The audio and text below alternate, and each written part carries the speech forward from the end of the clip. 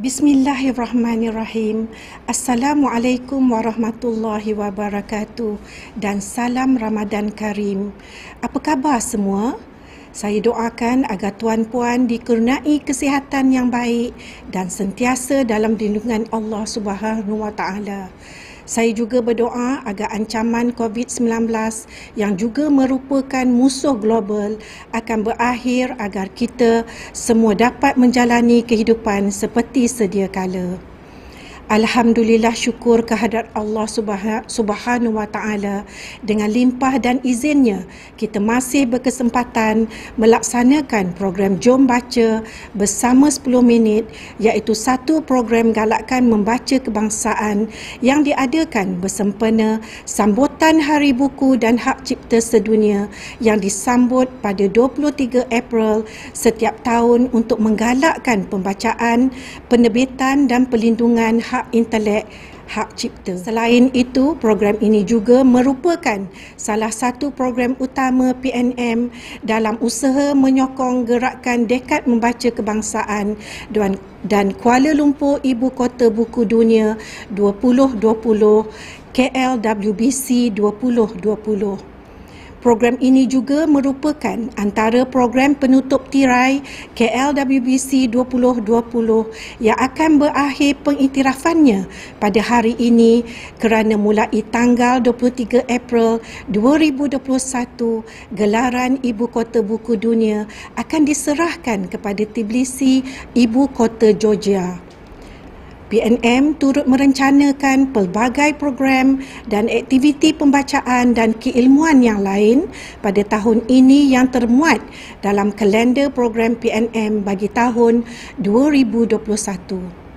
Tuan-puan yang saya hormati, dalam sebuah buku yang ringkas setebal 88 halaman tetapi cukup berpengaruh, iaitu How Reading Changed My Life, yang ditulis oleh wartawan novelis Amerika tersohor Anna Quitland. Buku ini memperihalkan betapa masa kecilnya beliau kerap bermain di luar rumah sebagaimana lazimnya kanak-kanak lain. Namun beliau mengakui pada dasarnya aktiviti tersebut tidak selalu menyenangkan. Justru tenggelam dalam keasyikan membaca buku sentiasa membuatkan dirinya ceria. Selalu ada bahagian daripada diriku, bahagian terbaik dari diriku, yakni bergelut dengan buku. Budaya membaca wajib dijadikan sebagai satu gaya hidup dalam kalangan rakyat Malaysia. Amalan membaca adalah langkah pertama kepada segala kemajuan dan menjadikan manusia lebih berdaya maju dan matang dari segi pemikiran.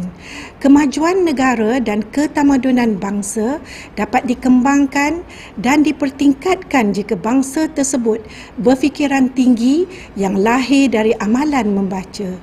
Masyarakat yang suka membaca adalah masyarakat yang cintakan ilmu. Amalan membaca juga perlu diterapkan dalam kalangan keluarga seawal usia. Pembacaan yang dipupuk dari kecil memberi kesan yang kuat terhadap peluang seseorang di kemudian hari.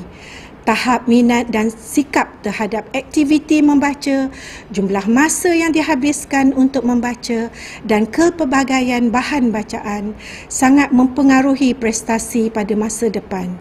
Memelihara sikap suka membaca semestinya dapat mendekatkan diri kepada kejayaan di masa depan. Dalam hal ini, PNM menyeru agar masyarakat dapat memupuk amalan membaca bermula dari rumah, wujudkan sudut bacaan atau perpustakaan keluarga agar aura pembacaan itu dapat membentuk ahli keluarga menjadi insan yang lebih positif, berilmu dan berjaya dalam kehidupan mereka. Tuan-puan yang saya hormati, baca itu terapi. Itu adalah tema yang diangkat untuk program Jom Baca bersama 10 minit pada tahun ini. Ia membawa pengertian bahawa membaca merupakan salah satu cara untuk merawat masalah jiwa dan hati serta mengurangkan tekanan. Saya ungkapkan tema ini melalui serangkap pantun seperti berikut. Perpustakaan negara gagah berdiri, pusat ilmu tumpuan ramai. Amalan membaca satu terapi, jiwa nan kacau beroleh damai. Penyelidikan juga menunjukkan bahawa membaca boleh membantu mengurangkan tekanan yang dihadapi oleh seseorang. Satu kajian pada tahun 2009 oleh penyelidik Sussex University menunjukkan bahawa bacaan boleh mengurangkan tekanan sebanyak 68%. Ini bertepatan dengan kaedah biblioterapi yang merupakan satu bentuk terapi menggunakan buku sebagai bahan untuk membantu individu yang berdepan dengan isu psikologi, sosial dan emosi.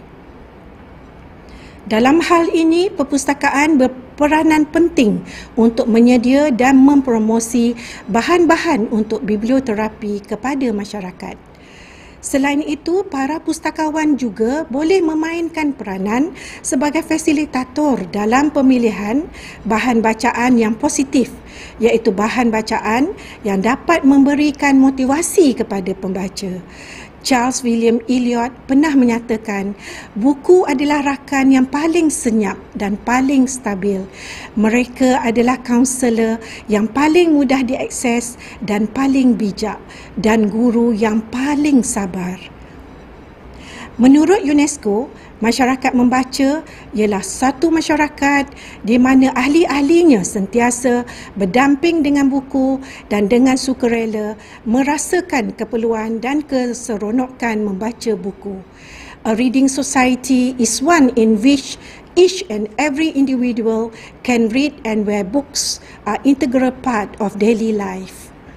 Justru, marilah kita menerapkan budaya membaca dalam kalangan rakyat Malaysia, menggalakkan budaya cintakan ilmu serta mempertingkat status sosioekonomi kita demi merealisasi impian untuk sebuah Malaysia yang lebih baik ke arah kecemerlangan negara.